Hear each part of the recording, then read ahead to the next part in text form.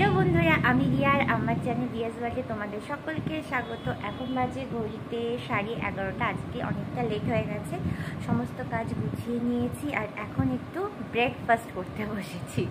না, ব্রেকফাস্ট নয়, ব্যাপারটা হচ্ছে ব্রেকফাস্টই, কিন্তু আজকে একটুখানি অন্যরকমভাবে দেরি হয়ে গেল। তো ওখানে চা বিস্কুট আর একটা রুটি আছে, এটা দিয়ে সকালে জলখাবারটা খেয়ে নেব। তারপরে আজকে মোটামুটি সব রান্নাই আছে, ডিমের ঝোল, মাছের ঝোল, সব মা কালকে ওই বাড়ি থেকে রান্না করে পাঠিয়ে দিয়েছিল। আর আজকে একটু ডাল করব আর পটল ভাজবো, ভাতটাও আছে। তো আজকে আর কাজ নেই, তার জন্য আজকে সব কাজ একটু দেরিতে দেরিতে ঢিকিস ঢিকিস করে করছি।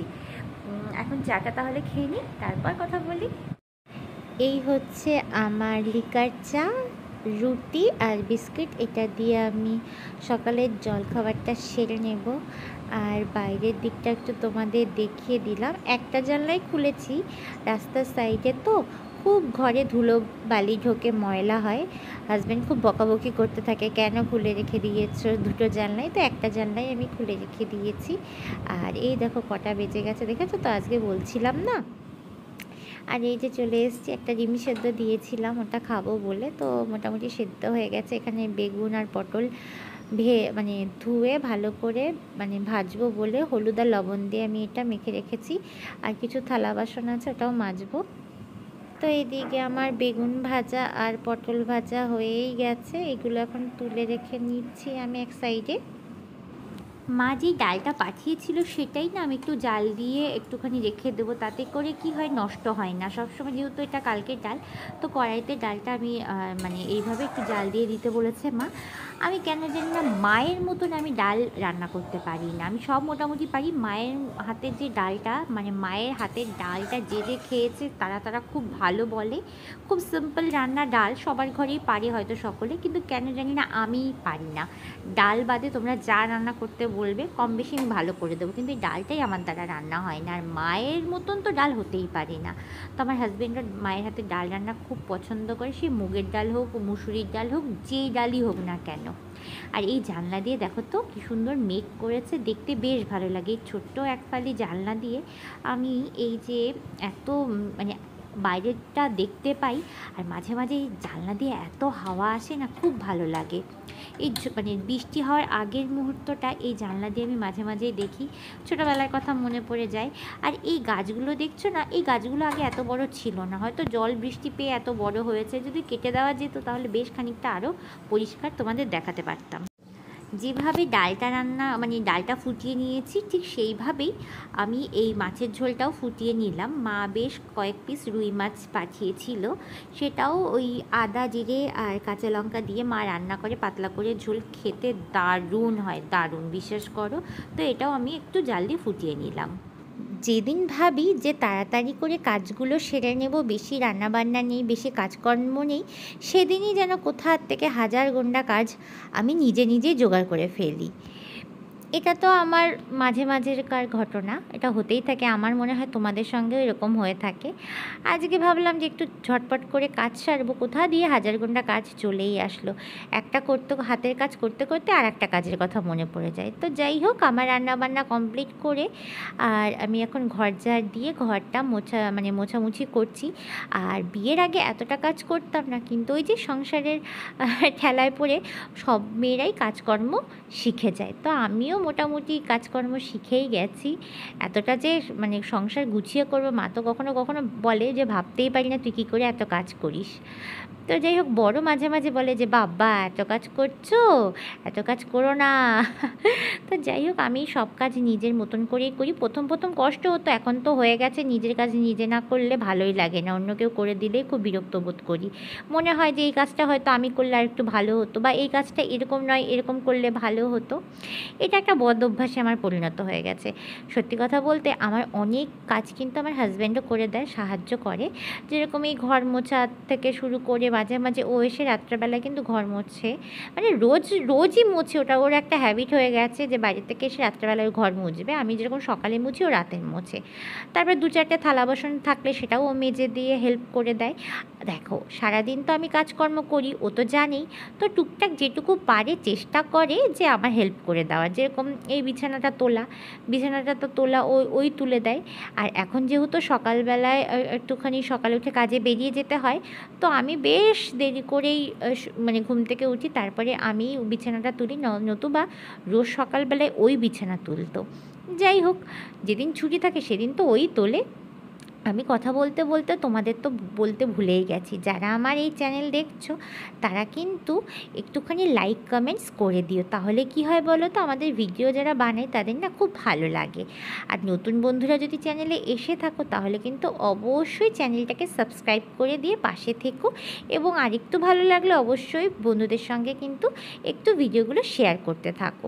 হ্যাঁ, মাঝে মাঝে আমি স্কিপ করে যাই ভিডিওগুলো দিতে, কিন্তু সত্যি কথা বলতে তখন কিন্তু আমারও মন খারাপ লাগে যে কেন আমি ভিডিও দিতে পারলাম না, কেনই বা আমি মানে অ্যাকচুয়ালি আমার কিন্তু ভিডিও পড়ে থাকে অনেক, কিন্তু সেগুলো আমি সময়ের অভাবে না দিতে পারি না। এই যে নিজের হাতে সব সংসার, তো ঘুম থেকে উঠে ঘর ঝাড় দেওয়া, ঘর মোছা, ব্রেকফাস্ট থেকে শুরু করে থালা বাসন গোছানো, তারপরে ঠাকুরের থালা বাসন মাজা, পুজো দেওয়া, জামা কাপড় কাচা, সব আমার নিজের হাতেই নিজের করে নিতে হয়। তার জন্য না এত কাজ করি, মাঝে মাঝে এই ভিডিও এডিট করতে একটু সময় লেগে যায়, তার জন্য আমি দিতে পারি না। তা যাই হোক, আমি এবার সবসময় চেষ্টা করি ভিডিওগুলো দেওয়ার। এই ঘরটা হয়ে গেছে, এবার যাব রান্নাঘর আর স্নান করতে। সমস্ত রকম কাজকর্ম সেরে স্নান করে ফেলেছি, এখন একটু বসবো, হাঁপিয়ে গেছি, তো বসে তারপরে খাওয়া দাওয়াটা সেরে নেবো। আজকে আবার একটু বাজারে যাওয়ার কথা, মানে মা আসবে, মায়ের সঙ্গে একটু ছোট্টখাটো জিনিস কেনাকাটা আছে। মা আবার আমি ছাড়া একা একা কেনাকাটা করতে পারলাম, মানে আমি তো দেখিনি আমার লাইফে আমি ছাড়া মা একা একা কেনাকাটা করছে। হ্যাঁ, বাবার সঙ্গে হয়তো গেছে দু একবার, তাও দু একবার হয়তো হাতে গুনে। আমার সঙ্গে মা সবসময় কেনাকাটা করে, তো আজকে ওই 6টা নাগাদ হয়তো মা আসবে, তো আমি তার আগে মোটামুটি খাওয়া দাওয়া করে একটু রেস্ট নিয়ে তারপর মায়ের সঙ্গে যাব। আর স্নান করে যেহেতু এসেছি, এখন একটু বসবো। আজকে না মাথাটাও ঘষে নিয়েছি, দুদিন হয়েছিল শ্যাম্পু করা হয়নি। আর আমার না মনে হয় যে একটুখানি মাথার স্ক্যাল্পটা পরিষ্কার রাখা সবসময় উচিত, নাহলে মুখে র্যাশ ব্রণ ভরে যায়। ওই মাথায় ময়লা থাকলে চুলের যত রাজ্যের সমস্যা সব আসে। তো যাই হোক, আমি আজকে একটু ভালো করে শ্যাম্পু করে নিয়েছি, আর একটু বসে খাওয়া দাওয়াটা সারবো। খাওয়া দাওয়া সেরে এই যে একটা কুর্তি নিয়ে বসে পড়েছি। কি করছি বলো তো, এই কুর্তিটাকে সেলাই করছি। আসলে কি হয়েছে, বেশ কিছুদিন না আমি একটু ওয়েটটাকে লস করেছি, মানে একটু রোগা হয়েছি, বেশ মোটা হয়ে গেছিলাম। তো সেখান থেকে একটু রোগা হওয়ার চেষ্টা যেই করেছি, এবার কুর্তিগুলো এত লুজ হয়ে গেছে, পরলে না খুব বাজে লাগে।